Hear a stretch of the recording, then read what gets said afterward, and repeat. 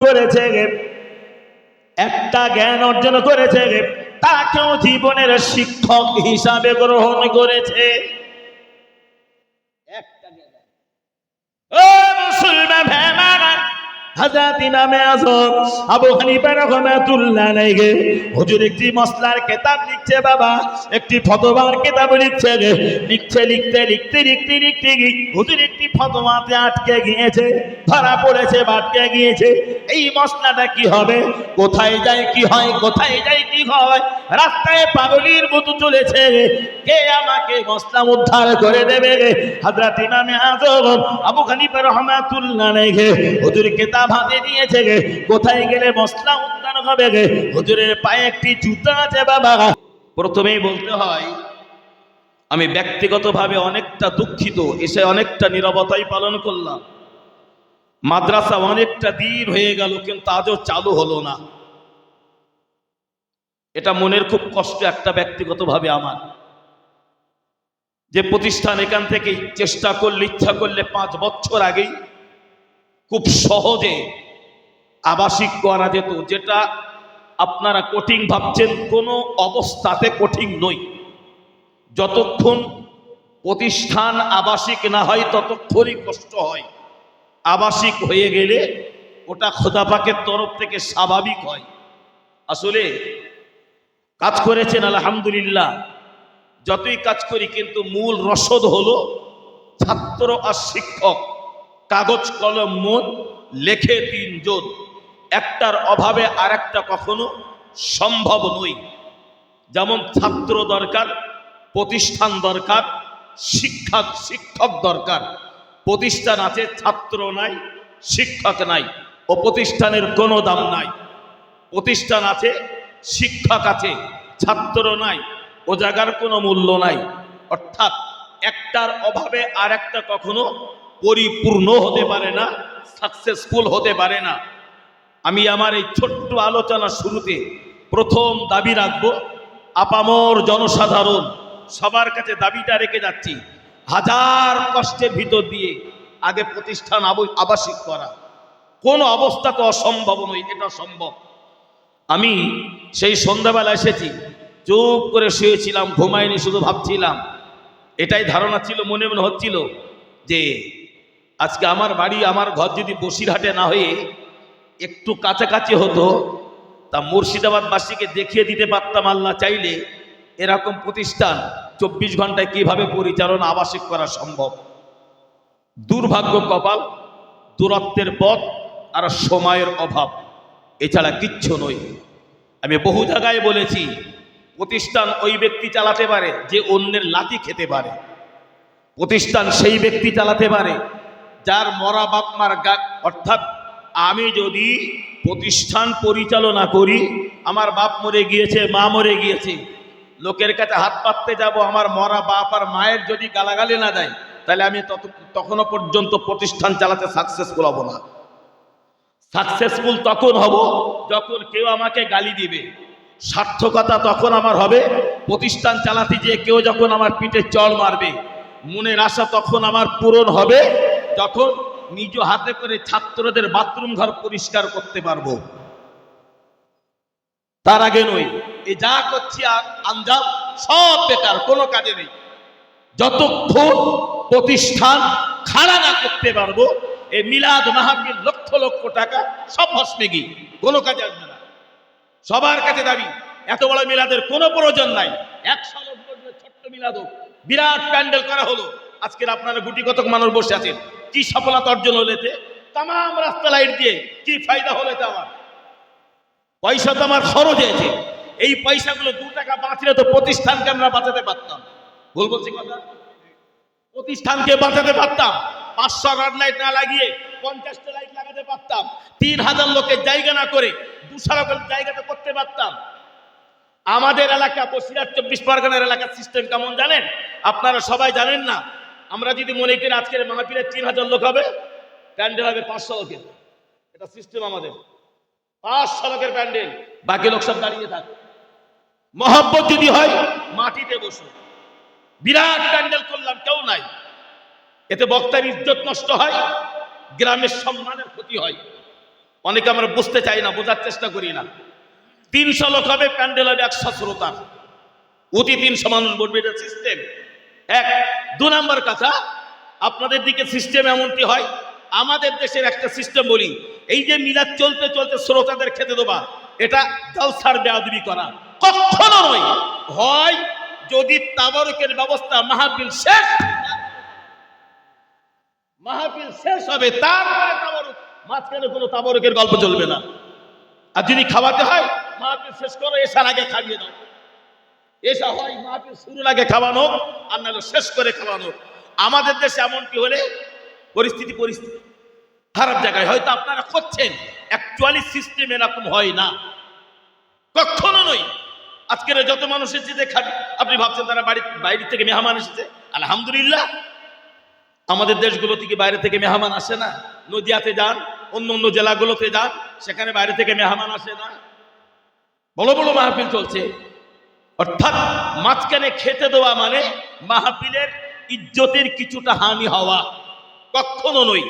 1 number, প্রতিষ্ঠান যদি আমাকে চালাতে হয়, সর্বপ্রথম আমার দায়িত্ব 2 টাকা বাঁচাতে চাই। আগে 2 টাকা বাঁচবে, প্রতিষ্ঠানের জন্য কাজ করো। বিরাট খরচ নয়, লাইট মাইক প্যান্ডেল বিরাট কিছু করলাম, সব গন্ডগোল হয়ে যাবে। ইন্নামা আমালু বিন্নিয়াত, প্রিয় নবী বলেছেন, সমস্ত কাজের পূর্বে আগে তুমি নিয়াত করো। বক্তা দাওয়াত করবে, দাওয়াত করার আগে তুমি নিয়াত করে নাও কোন নিয়াতে তাকে দাওয়াত করছো। মাহফিল দিবে, তার আগে নিয়াত করে নাও তোমার উদ্দেশ্য কি, কোন আশায় তুমি মাহফিল দিচ্ছ। শ্রোতারা আসছে, তাদেরকে ডাকছো কোন নিয়াতে। প্রিয় রাসূল বলেছে, তুমি যে নিয়াত করে মাহফিল দেবে, আল্লাহ সেই নিয়াতটাই তোমার পূরণ করবে। আমার উদ্দেশ্য যদি হয় লোক দেখানো, হাজার চেষ্টা করলেও 1 জান্নাত পরিমাণ নেকি নয়, শুধু ওই নিয়াতই আমার চলবে। রাসূল বলেছেন, আল্লাহর কাছে কিছু তুমি পাবে না, ওটা দুনিয়াতে তুমি আনন্দ পেয়ে যাবে, আল্লাহ ওই আনন্দটাই তোমাকে পাইয়ে দিবে। আর তোমার নিয়াত যদি হয়, শ্রোতা আমার 2টো হলো না 4টে হলো, ওটা দেখা নয়, আমার স্রষ্টাকে রাজি আর খুশি করা, এটাই আমার উদ্দেশ্য। আল্লাহ তোমার 2 টাকায় বরকত দেবে। এটাই রাসূলের হাদিস, এটাই রাসূলের থিওরি। আপনি জানেন, হযরত পীর জুনায়েদ বাগদাদী রহমাতুল্লাহ আলাইহি, হযরত জুনায়েদ বাগদাদী রহমাতুল্লাহ আলাইহি तमाम পৃথিবী যে মহান ব্যক্তিটাকে চেনে, হযরত জুনায়েদ বাগদাদী রহমাতুল্লাহ আলাইহি, হুজুর জীবনে ওয়াজ করতেন না, হুজুর জীবনে নসিহত করতেন না, মুরিদদের দাবিতে অনুমতিতে একদিন তিনি ওয়াজের মাহফিলে বসেছেন। হযরত জুনায়েদ বাগদাদী রহমাতুল্লাহ আলাইহির মাহফিলে শ্রোতার সংখ্যা হয়েছে মাত্র 40 জন। যে বক্তা ওয়াজ করছেন তার নিয়ত কেমন, আর শ্রোতা যারা শুনছে তার নিয়ত কেমন, মাহফিল যারা দিচ্ছে তাদের নিয়ত কেমন। 40 জন শ্রোতা ওয়াজ শুনতে বসেছে।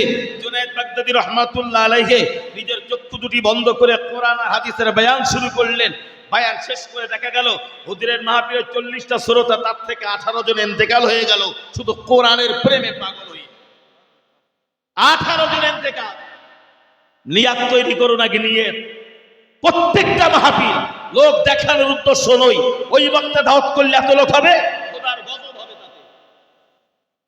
নিয়ত যেন এমনটা না হয় যে অমুক দাওয়াত করলে অমুককে নিলে বিরাট লোক হবে, এই নিয়তটাকে আগে বন্ধ করুন। এগুলো দুনিয়ার লোক দেখানো, দুনিয়াতে চলবে, পরকালে সব বলো ঠকে যেতে হবে, সব ঠকতে হবে। যাই হোক, চলুন 2 নাম্বার আরেকটি কথা বলি। আমার পূর্বে যার কথা শুনছিলেন, পীরজাদা খোবায়েব আমিন ভাইজানের কাছে অনেক কথা শুনেছেন। আমি ছোট্ট একটা দৃষ্টান্ত, আমি উদাহরণ দিই।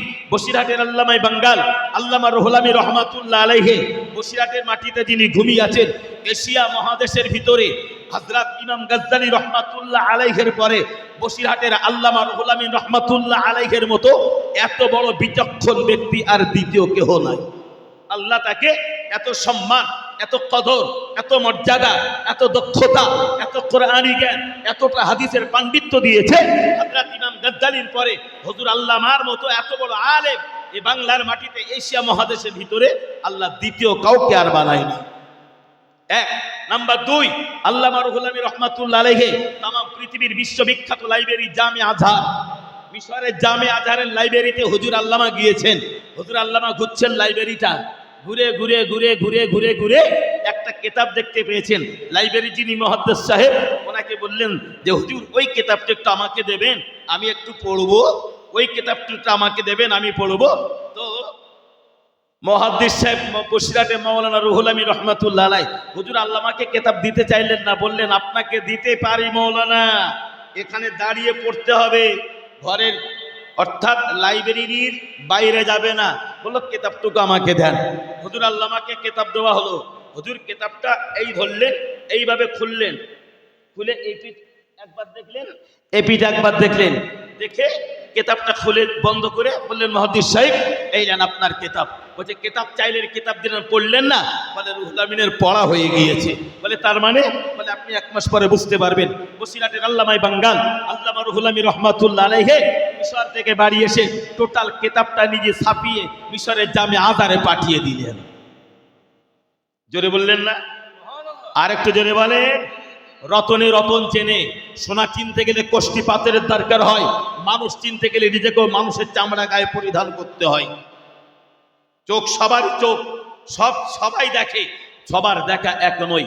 এই সেই বসিরহাটের আল্লামা রুহুল আমিন রহমাতুল্লাহ আলাইহি, যে আল্লামা হুজুর কেবলা রহমাতুল্লাহ আলাইহি প্রতিদিন প্রতি রাত্রে তাহাজ্জুদের নামাজ পড়ার জন্য আল্লাহ পাকের পবিত্র খানায় কাবায় যেতেন প্রতিদিন। জোরে বললেন না? প্রতিদিন রাতের অন্ধকারে হুজুরের স্ত্রীর ঘুম ভেঙে গেল, মানে যেটাকে আমরা বলি পীর আম্মা, হুজুর আল্লামার স্ত্রী ঘুম ভেঙে গিয়েছে, হঠাৎ করে ঘুম ভেঙে গেল। হুজুর কোথায়? ডাইনে নাই, বামে নাই, গোটা ঘরে নাই। নারী মহিলা মানুষ ঘর থেকে বার হতে পারছে না। হঠাৎ করে ঘরে দরওয়াজা খুলে চুপ করে দাঁড়িয়ে আছে। হুজুর কোথায় গেল, কোথায় গেল? স্বামী কোথায় গিয়েছে? চুপ করে মহিলা মানুষ দাঁড়িয়ে আছে। দাঁড়িয়ে থাকতে থাকতে থাকতে থাকতে হঠাৎ করে দেখতে পেল পশ্চিম দিক থেকে একটা আলো খুব দ্রুত গতিতে ছুটে আসছে, খুব দ্রুত গতিতে। সেই আলো দেখে হুজুরের স্ত্রী এতটা ভয় পেলেন, ভয় পেয়ে ঘরের দরজা বন্ধ করে দিলেন। আর যেই বন্ধ করে দিয়েছে, পিছন দিক থেকে হুজুর আল্লামা তার স্ত্রীকে ডাকতে শুরু করলেন। সুবহানাল্লাহ বলুন। হুজুর কি ব্যাপার, আপনি কোথায় ছিলেন? আপনাকে গোটা ঘর তন্ন তন্ন করলাম, ঘরের দরওয়াজা লাগানো, জানালা লাগানো, আমি তো অপেক্ষা করছি আপনার জন্য, আপনি কোথায় ছিলেন? হুজুর তো মোটে বলবে না, আর মেয়ে মানুষ তো, নারী তো নাচড়, মহিলা তো শুনবে না, হুজুরের বিবি শুনবে না। একেবারে যখন নাচড় হয়ে গেল, ওই সময় বসিরহাটের হুজুর আল্লামা বলছে, ও আব্দুল মাজেদের মা, মানে বসিরহাট হুজুরের যে ছেলে ছিল তার নাম আব্দুল মাজেদ। ও আব্দুল মাজেদের মা, তুমি যখন নাচড় হয়েছ শুনবে না, আমি রুহুল আমিন বলবো, তবে কাউকে বলবে না। হুজুর বলেন আমি বলবো না? বলছে আমি রুহুল আমিন প্রতিদিন আল্লাহর কাবায় আল্লাহ পাকের তাহাজ্জুদের নামাজ আদায় করতে যাই। আপনি যান কিভাবে? বলে আল্লাহ তার রহমতের ফেরেশতা বসিরহাটের রুহুল আমিনের জন্য নিযুক্ত করে দেয়। আর একটু মহব্বত করে বলুন। এই হলো বসিরহাটের আল্লামা রুহুল আমিন রহমাতুল্লাহ আলাইহি। এই হলো রুহুল আমিন। যে বসিরহাটের রুহুল আমিন নাম ফেরেশতা জিবরাইল আলাইহিস সালামের নামে হুজুরের নাম। জিবরাইল ফেরেশতার নাম হলো রুহুল আমিন। রুহুল আমিন হুজুর আল্লামার নাম হলো রুহুল আমিন। বসিরহাটের হুজুর আল্লামা বায়াত হলেন কার কাছে? মুরিদ হলেন কার কাছে? ফুরফুরা শরীফের দাদা পীর কেবলা রহমাতুল্লাহ আলাইহির কাছে, তাই না? ফুরফুরা দাদা হুজুর বায়াত হলেন কার কাছে? দাদা হুজুর বায়াত হয়েছেন আল্লাহ পাকের রহমতের ফেরেশতা হযরত জিবরাইল আলাইহিস সালাতু ওয়াস সালামের হাতে হাত দিয়ে ফুরফুরা শরীফের পীর আবু বকর সিদ্দিক রহমাতুল্লাহ আলাইহি বায়াত গ্রহণ করলেন। আর একটু সুবহানাল্লাহ বলেন। যে এই মানুষটার দক্ষতা যোগ্যতা কতটা না হলে জিবরাইল ফেরেশতার হাতে দাদা পীর কেবলা বায়াত হলেন? এটা আল্লাহর খাস দয়া ছাড়া সম্ভব। জোরে বলেন, খাস দয়া ছাড়া সম্ভব না। দাদা পীর কেবলা রহমাতুল্লাহ আলাইহি বসিরহাটের আল্লামা রুহুল আমিন রহমাতুল্লাহ আলাইহিকে সাথে করে নিয়ে দাওয়াতে যাচ্ছেন। ও বড় মাওলানা, চলো না বাবা দাওয়াতে যাই।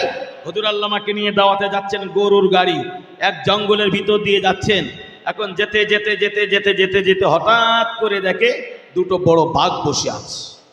হুজুর আল্লামা ভয়ে কাঁপছেন, বসিরহাট হুজুর কাঁপছেন, হুজুর ওই দেখুন বাঘ, ওই দেখুন বাঘ। আরে বড় মাওলানা বাবা রুহুল আমিন, ভয় পেও না, বলে হুজুর আমাদের ধরবে। বাবা রুহুল আমিন ভয় পাওয়ার কোনো কারণ নাই। ফুরফুরার আবু বাকারকে পাহারা দেওয়ার জন্য আল্লাহ জঙ্গলের ওই দুটো বাঘকে নিযুক্ত করে দিয়েছেন। আর একটু মহব্বত করে বলেন, এগুলো জানতে গেলে পড়তে হয়, পড়তে হয়। আর প্রতিষ্ঠান এটা শিক্ষা অর্জনের কারখানা, শিক্ষা অর্জনের কারখানা। আমি একটি কথা প্রায় প্রায় বলি, নবী বলেছেন আল ইলমু ইমামুল আমালি ওয়াল আমিলু তাবিউ। যদি আমলকারী হতে চাও ইলমে দ্বীনের ছাত্র তৈরি হও, ইলমে দ্বীনের ছাত্র তৈরি হও। অর্থাৎ আজকের জলসা পরিচালন কমিটি যারা আছে বা মাদ্রাসা পরিচালন কমিটি যারা আছে তাদের কাছে এতটুকু শুরুতেই নিবেদন, 2025 রমজান বাদ প্রতিষ্ঠান 10টা বাচ্চা হোক, 5টা বাচ্চা হোক, আগে আবাসিক করা হোক। প্রয়োজনে জলসা 5 বছর পিছিয়ে যাক, তাতেও ক্ষতি নাই, প্রতিষ্ঠান আগে আবাসিক করা হোক 5টা বাচ্চা নিয়ে। খুব বড্ড ভুল দাবি হলো কি আমার? হ্যাঁ, মাহফিল না দিলে কোনো ক্ষতি নাই, মাহফিল না দিলে বদদুয়া হয় না, মাহফিল না দিলে গোনা হয় না। কিন্তু প্রতিষ্ঠান পরিচালিত, প্রতিষ্ঠান খাড়া হলো অথচ পড়ার মানুষ হলো না, এই প্রতিষ্ঠান খোদার কাছে আমাদের বিরুদ্ধে বদদুয়া করবে। আপনি জানেন এখনো পর্যন্ত কেন পূরণ হলো না? 5টা বাচ্চা হোক, রমজান বাদই চালান, আল্লাহ গায়বী মদদ দেবে দেবে দেবে ইনশাল্লাহ। আল্লাহ অবশ্যই সব সুবিধা, সব সিস্টেম খোদা পাকের তরফ থেকেই হয়ে যাবে ইনশাল্লাহ। চলুন আমি আপনার কাছে কোরআনের দুটি ছোট্ট ছোট্ট আয়াত পড়েছি, আমি সেই ছোট্ট দুটি আয়াতের উপরেই একটি দুটি কথা উপস্থাপন করছি। আল্লাহ কোরআনে বলেছে, আলা ইন্না আউলিয়া আল্লাহি লা খাউফুন আলাইহিম ওয়ালা হুম ইয়াহজানুন। আল্লাহর আউলিয়া যারা হয়, আল্লাহর প্রেমিক যারা হয়, আল্লাহর পাগল যারা হয়, তাদের ইহ জগতেও কোনো ভয় নাই, পর জগতেও কোনো চিন্তা নাই, চিন্তা নাই। বিপদে মুসিবতে আল্লাহ তাদের জন্য যথেষ্ট হয়ে যায়। সুবহানাল্লাহ বলে, আর একটু মহব্বত করে বলে, আল্লাহ তাদের জন্য যথেষ্ট হয়ে যায়। আমি ঘরে বসেই কার সাথে একটু আগেই বলছিলাম, কোরআনের পরের স্থান হলো বুখারী শরীফ। বুখারী শরীফ, যে বুখারী শরীফ লিখেছেন হযরত মুহাম্মদ বিন ইসমাঈল রাহমাতুল্লাহ আলাইহি, হযরত মুহাম্মদ বিন ইসমাঈল রাহমাতুল্লাহ আলাইহি তার জীবনে তিনি যে বুখারী শরীফ নবী ও হাদিসটি লিখেছেন, প্রতিটা হাদিস তিনি লিখেছেন, একটা করে হাদিস লিখেছেন, আর 2 রাকাত নামাজ পড়েছেন, 1 খতম করে আল্লাহ পাকের কোরআন তেলাওয়াত করেছেন। সুবহানাল্লাহ জোরে বলেন। প্রতিটি হাদিসের পিছনে, প্রত্যেকটা ছোট্ট ছোট্ট ছোট্ট ছোট্ট হাদিসের পিছনে 1 খতম করে কোরআন তেলাওয়াত আছে, 2 রাকাত করে আল্লাহ পাকের দরবারে শুকরিয়া নামাজ আদায় করা আছে। হযরত মুহাম্মদ বিন ইসমাঈল রাহমাতুল্লাহ আলাইহি তিনি যখন ভূমিষ্ঠ হলেন তখন হুজুরের চোখ দুটো ছিল অন্ধ, চোখ নাই, চোখ কানা, আল্লাহর জমিন দেখবে না, আসমান দেখবে না। মা বাচ্চার চেহারা দেখলেন, আল্লাহ আমার ফুটফুটে সন্তান দিয়েছে, অথচ আমার সন্তানের 2টি চোখ নাই। ইমাম মুহাম্মদ বিন ইসমাঈল, ইমাম বুখারী রাহমাতুল্লাহ আলাইহি জন্ম নিয়েছিলেন অন্ধ অবস্থায়, জন্মন্ধ। মা দোয়া চেয়েছিলেন, আল্লাহ আমার বাচ্চা মুহাম্মদ বিন ইসমাঈল, আমার বাচ্চা মুহাম্মদকে আল্লাহ তুমি যদি চোখ দুটো খুলে দাও, আল্লাহ তুমি যদি চোখ দুটো ফিরিয়ে দাও, আমার বাচ্চা মুহাম্মদকে তোমার দ্বীনের পথে আমি মা কুরবানি করে দেব। সুবহানাল্লাহ বলে, আরেকটু জোরে বলে, মা কুরবান করে দিব তোমার দ্বীনের পথ, ইসলামের পথে, রাসূলের জন্য, আমার আল্লাহর জন্য। মা কত কান্নাকাটি করলেন অন্ধ বাচ্চাকে নিয়ে, আল্লাহ আমার বাচ্চা দুটো চোখ ফিরিয়ে দাও, আমার বাচ্চাটার চোখ দুটি আল্লাহ তুমি ফিরিয়ে দাও। দোয়া চেয়ে রাতের অন্ধকারে মা ঘুমাচ্ছে, ঘুমাতে ঘুমাতে ঘুমাতে ঘুমাতে ঘুমাতে ঘুমাতে হঠাৎ করে মা স্বপ্ন দেখছেন। মাকে কে স্বপ্ন দেখাচ্ছেন? জাতির পিতা, জাতির জনক, যার বংশে, যার ঔরসে আল্লাহ, যার বংশে 70,000 নবী রসুলকে পাঠিয়েছেন, তিনি হলেন হযরত নবী ইব্রাহিম আলাইহিস সালাম। জাতির পিতা হলেন নবী ইব্রাহিম।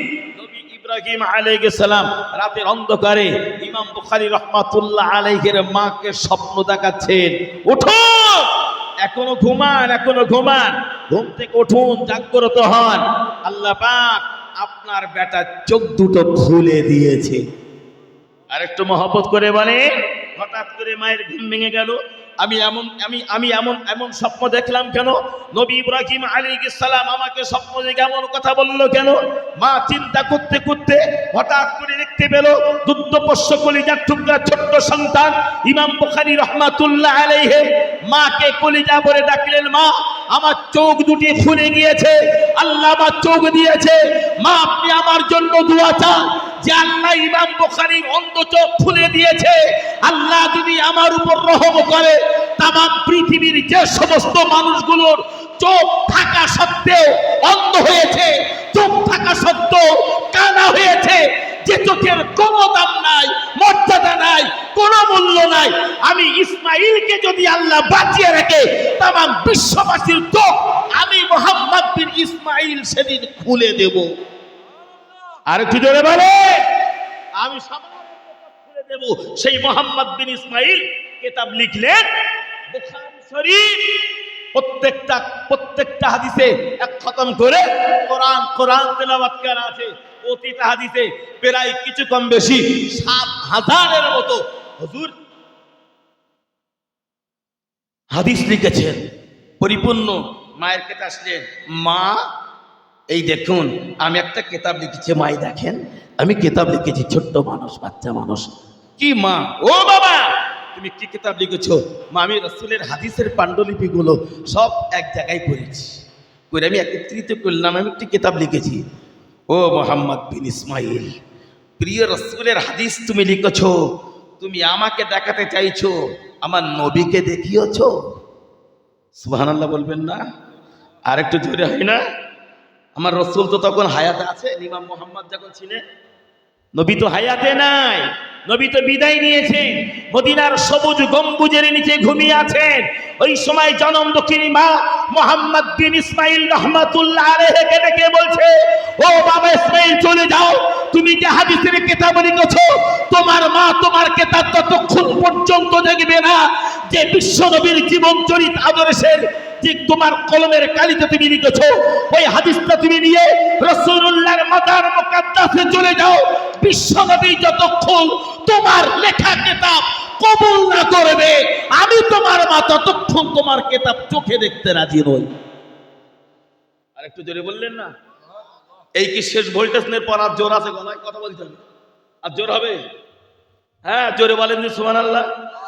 হয়নি এই হাঁটুমাটু ছেড়ে দেন। অনেক সময় না মানুষের তিনটে মাথা হয়, এই একটা মাথা আর এই একটা মাথা। মাঝে মাঝে দেখবেন আমাদের দিকে হয় বুড়ো লোক শাদি খাতি গিয়েছে কলেমাখানে, পাশাপাশি দুটো থালানে মাথার টুপিটা হাঁটি বাঁধিয়ে দিয়েছে, তোমার নাতির জন্য একটুখান দাবিতে। তো এরকম না হোক, হাঁটু ছেড়ে বসে আল্লাহকে ডাকবেন, জোর আওয়াজে সুবহানাল্লাহ বলেন। হলো না, এ তো পালা করে বলা। প্রিয় রাসূল বলেছেন জিব্রাইল ফেরেশতা আল্লাহকে রাজি করতে ৪০,০০০ বছর ইবাদত করেছে। কত বছর? জোরে বলেন। ৪০,০০০ বছর ইবাদত করেছে ফেরেশতা জিব্রাইল আলাইহিস সালাম। নবী বলেছেন আমার উম্মতি আমার আল্লাহকে যদি কলিজা ভরে একবার ডাকে, আল্লাহর প্রশংসা যদি অন্তর দিয়ে একবার করে, প্রিয় নবী বলেছে ৪০,০০০ বছর জিব্রাইল ফেরেশতা ইবাদত করেছে। আল্লাহ ফেরেশতা জিব্রাইলের ইবাদতে যত খুশি হয়, আমার উম্মতি আল্লাহকে একবার ডাকলে ৪০,০০০ বছরের ইবাদতের তুলনায় আমার উম্মতির একটা ডাক আল্লাহর দরবারে আরো বেশি প্রিয় হয়ে যায়। আর একটু জোর আওয়াজে বলুন, আরো জোরে বলেন। বাপ বেটা একসাথে বলেন সুবহানাল্লাহ। আরো জোরে বলে। আল্লাহকে ডাকতে যে কেন কৃপণতা, কিসের অলসতা? আমার বের মতন কি গালে পান দিয়ে তাই জোরে সুবহানাল্লাহ বলা যাবে না? সুবহানাল্লাহ বলতে যে পানে চিপজানো নোট গায়ে ফেলে না, আবার খবরদার সাবধান, আপনার বলতে হবে না, পান আস্তে আস্তে খান। চলো, আমি কি কথা বললাম? মা বললেন বাবা মুহাম্মদ বিন ইসমাইল, যে রাসূলের জীবন আদর্শের আলোচনা তোমার কিতাবে তুমি লিখেছো, বিশ্ব নবী যতক্ষণ না দেখবে আমি তোমার মা ততক্ষণ দেখব না। সুবহানাল্লাহ। অথচ নবী তখন মদিনার সবুজ গম্বুজের নিচে, রাসূল তখন আর আমাদের মাঝে। হযরত মুহাম্মদ বিন ইসমাইল ইমাম বুখারী রাহমাতুল্লাহ আলাইহি হাদিস খানা নিয়ে গুটি গুটি কদমে প্রিয় নবী দরবারে চলে যায়। আমার রাসূলুল্লাহর মাজার মুকাদ্দাসে ঢুকেছে বাচ্চা ছেলে।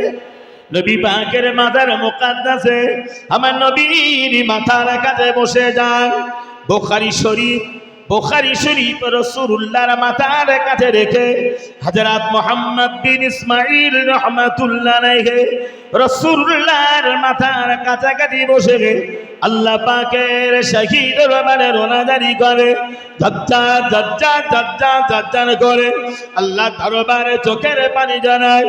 হুজুর কিদি কিদি কিদি কিদি বলে আল্লাহ আমি মুহাম্মদ বিন ইসমাঈল আমার সোনার হাবিবের পাণ্ডুলিপি কত কষ্ট করে মেহনত করে তামাম পৃথিবীর বিভিন্ন জায়গা থেকে আমি সঞ্চয় করি, সংগ্রহ করে রাসূলের একটি হাদিস আমি মুহাম্মদ লিখেছি, কিন্তু আমার মা দেখতে চাই না। আমার নবী যতক্ষণ না দেখবে আল্লাহ আমি মুহাম্মদ বিন ইসমাঈলের লেখা কিতাব আমার রাসূলুল্লাহর জন্য আল্লাহ আপনি কবুল করে নেন। আর একটু জোরে বলুন। নবীর মাজার মুকাদ্দাসে হযরত ইমাম মুহাম্মদ বিন ইসমাঈল রাহমাতুল্লাহ আলাইহি হুজুর কাঁদেন, কেঁদে কেঁদে কেঁদে কেঁদে কেঁদে কেঁদে জারে হয়ে যায়।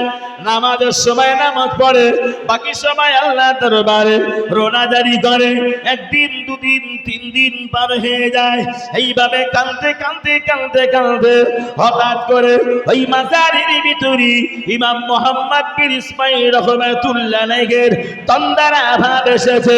তন্দার অবস্থায়, ঘুমন্ত অবস্থায় আমাদের নবী, তার নবী, আখিরি নবী মুহাম্মদ রাসূলুল্লাহ সাল্লাল্লাহু আলাইহি ওয়াসাল্লাম নবী আমার মুহাম্মদ বিন ইসমাঈল কি ডেকে বলছেন, ও বাবা মুহাম্মদ, বাবা মুহাম্মদ, ও মুহাম্মদ বিন ইসমাঈল, হাজার হাজার আমি রাসূলুল্লাহর পাণ্ডুলিপি তুমি লিখেছো, একটি কিতাব তুমি লিখেছো বাবা মুহাম্মদ বিন ইসমাঈল, আমি মুহাম্মদুর রাসূলুল্লাহ সাল্লাল্লাহু আলাইহি ওয়াসাল্লাম তোমার লিখিত টোটাল বুখারী শরীফ আমি রাসূলুল্লাহ শুরু থেকে শেষ পর্যন্ত চোখে দেখে নিয়েছি।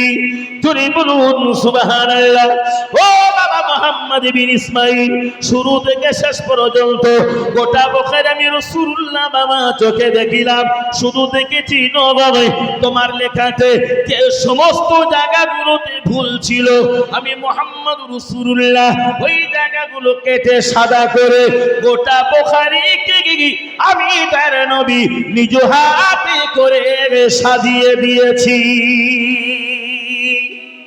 আরো জোরে বলুন। বুখারীর এত সম্মান, বুখারীর এত মর্যাদা, ও মুসলমান আমি আপনাকে এটাই তো বোঝাতে চেয়েছি। হযরত ইমাম মুহাম্মদ বিন ইসমাঈল রাহমাতুল্লাহ আলাইহি হুজুর বুখারী লিখলেন যে বুখারী সাজিয়েছেন মুহাম্মদুর রাসূলুল্লাহ সাল্লাল্লাহু আলাইহি ওয়াসাল্লাম। অত দেখা গেল নবীর জন্য ইমাম মুহাম্মদ এত পাগল, নবীর ইশকে দেওয়ানা হয়ে গেল। তৎকালীন জামানায় তা বড় আলেমেরা, মুহাদ্দিস, মুহাক্কিক, মুবাহিদিগণেরা, গোটা দেশের আলেমেরা ইমাম মুহাম্মদ বিন ইসমাঈলকে কাফের বলে ফতোয়া দিয়েছে। মুহাম্মদ বিন ইসমাঈল হলো দেশের একজন কাফের। ইমাম বুখারীকে বললে দেশের আলেমরা কাফের। যেখানে যায় এই ইসমাঈল কাফের, মুহাম্মদ বিন ইসমাঈল কাফের, সবাই বলে কাফের। হুজুর শুধু কাঁদে আল্লাহ। পরবর্তীতে কি হলো? গোটা দেশবাসীর কাছে, কত মানুষের কাছে লাঞ্ছিত, কত বঞ্চিত, কত আঘাত, কত আক্রমণ। ইমাম মুহাম্মদ বিন ইসমাঈল শুধু কেঁদেছে আল্লাহর শাহী দরবারে। পরবর্তীতে দেখা গেল হযরত ইমাম বুখারী রাহমাতুল্লাহ আলাইহি হুজুর যখন ইন্তেকাল হলেন, হুজুর যখন মারা গেলেন, হুজুরের দাফন করার জন্য কবর খোঁড়া হয়েছে। হুজুরের দাফনের জন্য যেই না কবর খোঁড়া কমপ্লিট হলো, ইমাম মুহাম্মদ বিন ইসমাঈল রাহমাতুল্লাহ আলাইহির কবরের ভিতর থেকে মিশকে আম্বারের ঘ্রাণ প্রকাশ পাচ্ছে। সুবহানাল্লাহ বলুন। গোটা দেশকে যেন সুন্দর সুবাসে সুশোভিত করলেন। হযরত ইমাম মুহাম্মদ বিন ইসমাঈল রাহমাতুল্লাহ আলাইহি হুজুরকে দাফন করা হলো। দেশের যে সমস্ত আলেমরা ইমাম বুখারীকে কাফের বলেছে। হুজুরে দাফন করার পরে হুজুরের কবরের ভিতর থেকে যখন মিশকাম বার শুকরান বার হয়, যারাই হুজুরকে কাফের বলে ফতোয়া দিল তারাই ইমাম মুহাম্মদ বিন ইসমাইল রহমাতুল্লাহ আলাইহির কবরের মাটি নেওয়ার জন্য পাগল হয়ে গেল। আরেকটু মহব্বত করে বললেন না? আরেকটু জোরে বলে। অর্থাৎ আমি আপনাকে বোঝাতে চাইছি একটি কথা, ইমাম মুহাম্মদ বিন ইসমাইল ছিলেন চোখে অন্ধ, জীবনের অনেক ত্যাগ শিকার, অনেক কষ্ট, অনেক পরিশ্রম করেছেন, দেশ বরেণ্য মানুষ তৈরি হয়েছেন, জীবনে তিনি লেখাপড়া করেছেন। আজকের প্রতিষ্ঠান তৈরি করলাম, আমাদের বাচ্চাগুলো লেখাপড়া করবে, তাই এই প্রতিষ্ঠান বুড়োদের জন্য শুধু নয়, বুড়োরা তো রাতে পড়বে, পড়াবে কে? বুড়োরা তো রাতে পড়বে, পড়াবে কে? আমার ছেলে পড়াক ওই বুড়োটাকে, আমার মেয়ে পড়াবে ওই বুড়োটাকে। সেই ছেলে মেয়েগুলো এখনো মক্তবে পড়বে কেন? এটা তো মক্তব নয়, এটা একটা প্রতিষ্ঠান, এটা দ্বিতীয় পর্যায়ে, এটা প্রাথমিক পর্যায়ে নয়। এখনো কি জন্য সেই শিক্ষা প্রতিষ্ঠান এখনো বন্ধ হয়ে আছে? টেকোনাবাসী, এলাকাবাসী যদি ভাবে তুমি তো তোমার মতন বলতেছো, যন্ত্রণা তো তোমরা বোঝো না। ভাই ঠিক কথা, আমি কিচ্ছু বুঝি নে, কিন্তু তোমরা তো বুঝে 10 বছর পার হয়ে গেল, বুঝলে কি বন্ধু? বুঝলে কি? আবার দাবি করছি আগে প্রতিষ্ঠান, মাহফিল ছোট করুন। এখনো বলছি মাহফিল ছোট করুন, রাস্তায় ওই 3 কিলোমিটার রড লাইট বন্ধ করুন, প্রতিষ্ঠানের টাকা নষ্ট করবেন না, কোনো প্রয়োজন নাই। যত লাইট দেবেন তত মেয়ার মদ্দার হুড়োহুড়ি হবে, গুতোগুতি করবে, ঠেলাঠেলি করবে, এ ওর দিকে বাদাম পাতা খাই দেবে, ওর বলবে আমাদের বাড়ি সন্ধ্যেবেলা থেকে গিয়ে দেখা করিস, এই সুযোগটা করে দেবেন। টোটাল লাইট বন্ধ, রাস্তার লাইট বন্ধ করুন। মাহফিল যদি দিতে হয় বাজারে মেয়েদের ওঠা বন্ধ করুন, মেয়েদের ওঠা বন্ধ করুন। মেয়েদের ওঠা বন্ধ করলে পুরুষ সব ঠান্ডা হয়ে যাবে, সব ঠান্ডা হয়ে যাবে। মেয়েরা হলো চম্বুকের জাত, ও যেখানে থাকবে না ল এমনি টেনে নেবে, অটোমেটিক টেনে নেবে। আপনি জানেন আজকের মাহফিলকে কেন্দ্র করে কত জায়গায় অন্যায় চলছে, কঠিন গোনা চলছে। সুযোগ করে দিয়েছি আমি আর আপনি, নেকি জোগাড় করতে যেয়ে যেন গুনার ভাগিদার আল্লাহ পাকের দরবারে না হতে হয়, গুনার ভাগিদার যেন না হতে হয়। চলুন আর এক কদম এগিয়ে যাই। ইমাম মুহাম্মদ বিন ইসমাইলের কথা বলেছি, আর নাম্বার 2 নম্বরে যদি আরেকটি কথা বলতে হয়, হযরত ইমামে আযম আবু হানিফা নোমান বিন সাবিত রহমাতুল্লাহ আলাইহি। হুজুর জীবনে হযরত ইমাম আবু হানিফা রহমাতুল্লাহ আলাইহি, হুজুর তার জীবনে প্রায় 4000 শিক্ষকের কাছে জ্ঞান অর্জন করেছে। সুবহানাল্লাহ বলেন। আমাদের ইমামকে, আমাদের ইমামে আজম আবু হানিফা নোমান বিন সাবিত রহমাতুল্লাহ আলাইহি, হুজুর কতটা উস্তাদের কাছে লেখাপড়া করেছে?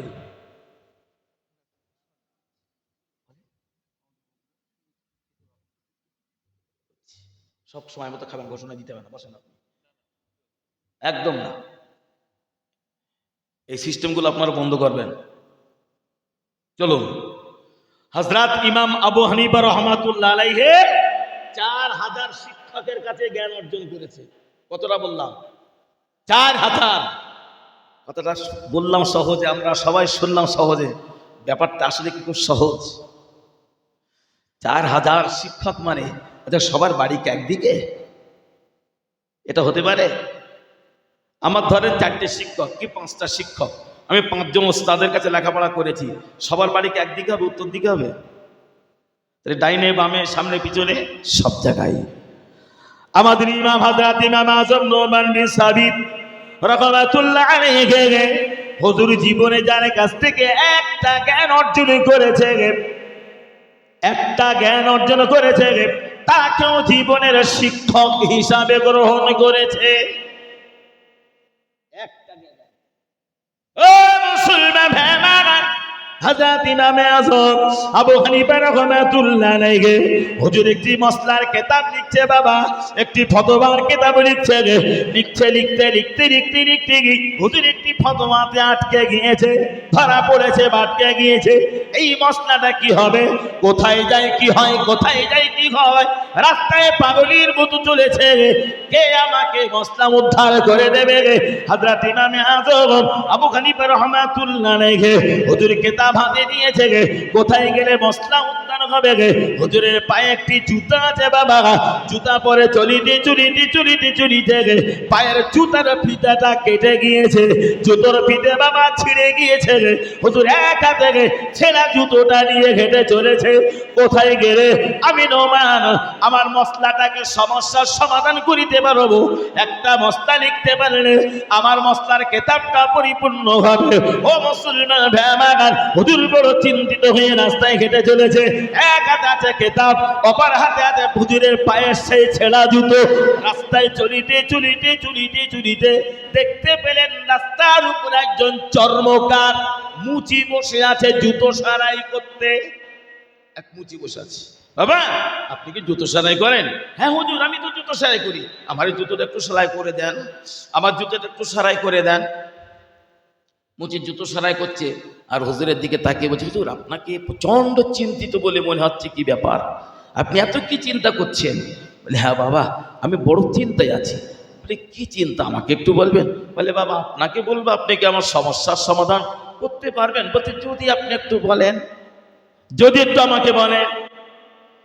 বলছে, বাবা সমস্যা বলতে আমি একটা কিতাব লিখছি, মসলার কিতাব, তুমি তো মুচি মানুষ, তুমি কি আর বলতে পারবে? তো ব্যাপার হলো, আমি মসলা লিখতে একটা জায়গায় আটকে গিয়েছি, সেটা হলো কুকুর কখন সাবাল্যক হয়, কুকুর কখন সাবাল্যক হয়, এই জায়গাটায় উদ্ধার করতে পারছি না, তাই রাস্তায় ছুটছি, কোথায় গেলে এই মসলাটা উদ্ধার হয়। জিজ্ঞাসা করেছে কে? কথা বলে, জোরে বলে। জিজ্ঞাসা করেছে মুচি। আর হুজুর বলছে, বাবা কুকুর কখন সাবাল্যক হয় এই মসলাটা আমি জানার জন্য রাস্তায় চলেছি, যদি কোথাও পাই। তো বলছে, হুজুর এই সামান্য ব্যাপার নিয়ে আপনি এত চিন্তিত হচ্ছেন, অত টেনশন নেই, আমি আপনাকে বলে দেবো, আপনি আগে জুতোটা দেন, আমি সারাই করে দিই। মুচি অবাক, এই হুজুর অবাক, কি ব্যাপার বাবা তুমি বলবে? হ্যাঁ হুজুর আমি বলে দিব। তো জুতো সারাই হয়ে গেল, সব কিছু হয়ে গেল। বাবা বলো তো কি ব্যাপার, তুমি কি জানো কুকুর কখন সাবাল্যক হয়? বলছি, হুজুর এটা কোন সামান্য সাদামাটা জিনিস, সব জিনিস সবসময় সবার ব্রেনে থাকে না, এটা আপনারও জানা, হয়তো এই মুহূর্তে আপনার ব্রেনে নাই। কি বাবা বলো? বলছে, হুজুর কুকুর ওই সময় সাবাল্যক হয়, কুকুর যখন একটা পা উঁচু করে প্রসাব ফেলতে শেখে, তখন কুকুর সাবাল্যক হয়। ঠিক মুচির ওই কথাটা হুজুর ফতোয়ার কিতাবে লিখে দিলেন। মুচির কাছ থেকে একটা শিক্ষা পেয়েছে না ভাই? কথা বলেন। মুচির কাছ থেকে একটা শিক্ষা পেলেন, ওটা কিতাবে তুললেন। হযরত আবু হানিফা রাহমাতুল্লাহ আলাইহি যত জীবন বেঁচে ছিল, ওই মুচিটাকে ওস্তাদ হিসাবে গ্রহণ করেছে।